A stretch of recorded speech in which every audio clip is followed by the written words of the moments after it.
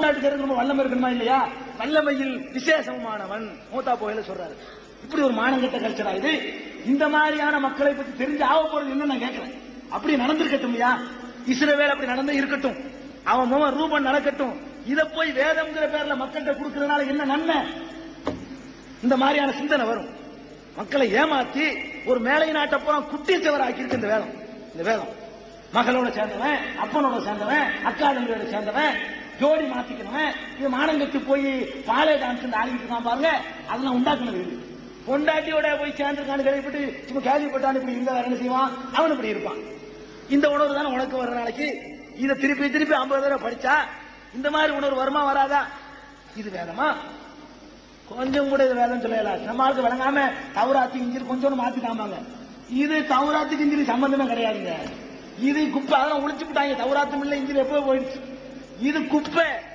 மனுஷன் சேர்த்து நம்மளுக்கு விளங்காம சொல்லுவாங்க. மனுஷன் செஞ்சது அவ்வளவும். அதனால தெரிஞ்சுக்கணும். இன்னும் கேளுங்க. யூதா யூதா தாங்க யூதர்களுக்கெல்லாம் தலைவர், உங்களுக்கெல்லாம் தலைவர். இந்த இந்த இஸ்ரவேலுடைய மூலம், இந்த இஸ்ரவேலுடைய இந்த ரூபன் இருக்காரு, அண்ணாச்சி ரூபன், அவருடைய இன்னொரு சகோதரன். அவளை பத்தி சொல்ல பாருங்க. இயேசுடைய பாட்டமாரில் ஒரு ஆளும் கூட. இயேசுடைய பரம்பரை பட்டியல மத்தேயு சொல்றாரு. அந்த பட்டியல்ல வரக்கூடிய ஆள்ல யூதா ஒரு ஆளுங்க. ஆதியாகமம் 38 33 எனக்கு தெரியல. 38 8 9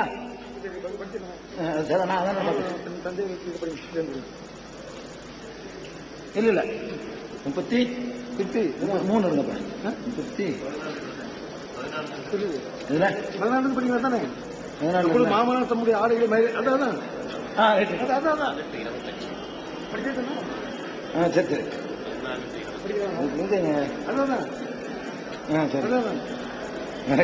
அப்பொழுது ஒரு மாமனார் தம்முடைய ஆடுகளை மயக்கத்திரிக்க திம்ராவுக்கு போகிறார் என்று தாமாருக்கு அறிவிக்கப்பட்டது. சேரா பெரியவனாகியும் தான் அவனுக்கு மனைவியாக கொடுக்கப்படவில்லை என்று அவர் கண்டபடியால் தம் கைமண்ணுக்குரிய வஸ்திரங்களை கலந்து போட்டு முக்காடித்து தன்னை மூடிக்கொண்டு நானே படிச்சிருந்தேன். சரி, நான் அதை சொல்லலைங்க. நான் படிச்ச 38 தானே.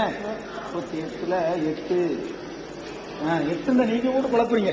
நான் சொன்னது பாருங்க. அப்பொழுது யூதா ஓனானை நோக்கி, ஓனாண்ட ஓனா இல்ல ஒரு ஆளுக்கு பேரு யூதா, ஓனானை நோக்கி, ஓனான்கிற அவருடைய ஒரு மகன், ஓனானை நோக்கி, நீ நல்லா கவனிங்க. அப்பங்காரன் மோனுக்கு சொல்றான் போதனை, நீ உன் தமையன் மனைவியை சேர்ந்து. யார் சொல்றாங்க? அப்பன் சொல்றான். யாருக்கு சொல்றான்? மோனுக்கு சொல்றான். என்ன சொல்றான்?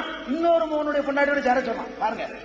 யூதா ஓனானை நோக்கி, நீ உன் தமையன் மனைவியை சேர்ந்து அவளை மைத்துன சுதந்திரமாய் படைத்து உன் தமையனுக்கு சந்ததி உண்டாக்கு என்றான்.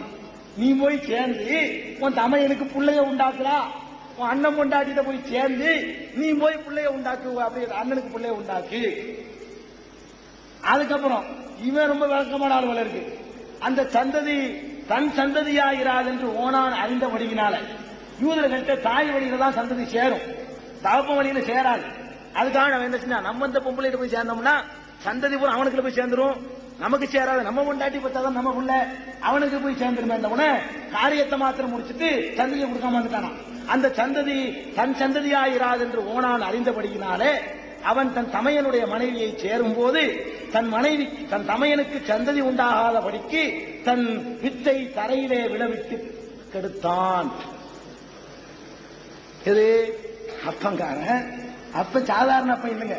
இவர் ஒரு நீதிமான். யாரு? யூதா. இந்த மானங்கிட்ட போதனை செஞ்சவர் யாரு? இவர் ஒரு நீதிமான். நீதிமான் செஞ்ச லட்சணத்தை பார்த்தீங்களா? இயேசுடைய தலைமுறையில வரக்கூடியவர். இதெல்லாம் படிச்சா ஒருத்தன் கெட்டு போவானா இருந்துவானா? சொல்லுங்க. அடுத்து யூதாவின் கைம்பெண்ணாகிய யார மருமகர்களா இல்லையா? அவன் அதான் ஆரம்பத்தில் படிக்கிறேன். எத்தனை படிக்கணும்? 14. சேலா பெரியவனாயும் தான் அவனுக்கு மனைவியாக கொடுக்கப்படவில்லை என்று அவள் கண்டபடியால் தன் கைம்பெண்மைக்குரிய வஸ்திரங்களை களைந்து போட்டு முக்காடிட்டு தன்னை மூடிக்கொண்டு திம்னாவுக்கு போகிற வழியில் இருக்கிற நீரூற்றுகளுக்கு முன்பாக உட்கார்ந்தாள். திம்னாங்கிறவ யூதாவுடைய மருமவ. அவ விதவை ஆயிட்டான். அதனால அவளுக்கு என்ன ஆசை வந்துருச்சு போல இருக்கு, மாமனார்ட்ட எப்படியாவது பண்ணணும். அவ மாமனார் வரக்கூடிய வழியில போய் உட்கார்ந்துக்கிட்டான். ஆபாசத்தை பேசக்கூடாது நடுவர் ஆரம்பத்திலே சரத்து போட்டாரு. நான் வேதத்தை தான் படிக்கிறேன், நானா ஒண்ணும் சொல்லல. ஆபாசம் சொன்னா வேதத்தை ஆபாசம் தீர்ப்பு அதுன்னு சொல்லிக்கிறேன். நடுவர் சிந்திக்கிறாரு, இரடா இவனை போய் ஆபாசம் பேசக்கூடாது முத நாளே சொன்னோம். இந்த ஆளு போய் ஆபாசம் இதுக்கு மேல பெருசெல்லாம் வரப்போகுது அணுகுண்டலாம், இது சின்ன ஆபாசம் தான் அதையும் சொல்லி வச்சுக்கிறேன். யூதா அவளை கண்டு அவள் தன் முகத்தை மூடியிருந்தபடியால் அவள் ஒரு வேசி என்று நினைத்து அந்த வழியாய் அவளிடத்திலே போய் அவள் தன் மருமகள் என்று அறியாமல் நான் உன்னிடத்திலே சேரும்படி வருவாயா என்றான். அதற்கு அவள் நீர் என்னிடத்திலே சேரும்படி எனக்கு என்ன தருவீர் என்றான். அதை இதான் ரெட்டப்புள்ள பத்த போவோம், எது நூல் கட்டினாங்க சிவப்பு நூல், அந்த கேஸ் இது. அதற்கு அவன் நான் மந்தையிலிருந்து ஒரு வெள்ளாட்டி குட்டி அனுப்புகிறேன் என்றான். அதற்கு அவள் நீர் அதை அனுப்புமளவும் ஒரு அடமானம் கொடுப்பீரா என்றாள். இப்படியே ரெண்டு பேரும் சேர்ந்தாங்கன்னு வருதுங்க.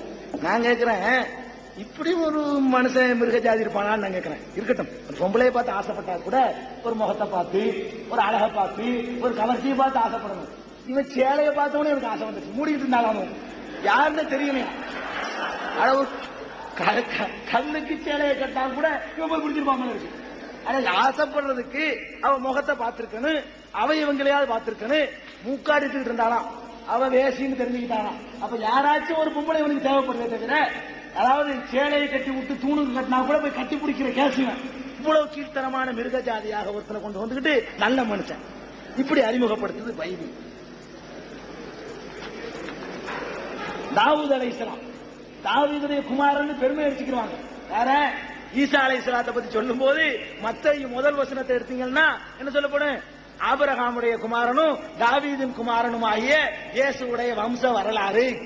தாவீதுடைய குமாரன் பெருமை அடிச்சுக்கிறாரு. அந்த தாவீது செஞ்ச வேலையை கொஞ்சம் கேளுங்க. ஒரு நாள் சாயங்காலம் தாவீது அமைதியா கேட்கணும், நல்லா இருக்கும், இன்ட்ரெஸ்டா இருக்கும். ஒரு நாள் சாயங்காலம் தாவீது தன் படுக்கையில் இருந்து எழுந்து அரமனை மாடியின் மேல் உலாவிக் கொண்டிருக்கும் போது ஸ்நானம் பண்ணுகிற ஒரு ஸ்திரியை மாடியின் மேல் இருந்து பார்த்தான். சரி பார்த்தான், சரி தொலைஞ்சிட்டு போகுது. அந்த ஸ்திரீ மிகுந்த அழகுள்ளவள்.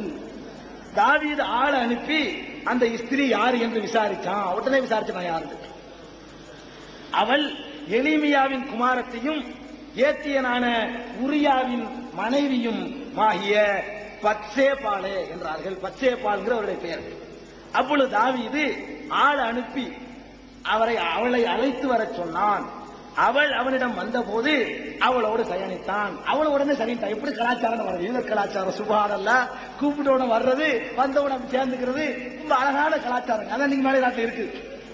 ஆனா ஒரு சின்ன ஒரு ஆட்சேபனை செய்யக்கூடாது. இந்த மானங்கட்டவ இவன் தான் மானங்கட்ட போய் கூப்பிடுறான்னு சொன்னா இவளுக்கு உடனே வந்தாலும் சேர்ந்தான் உடனே.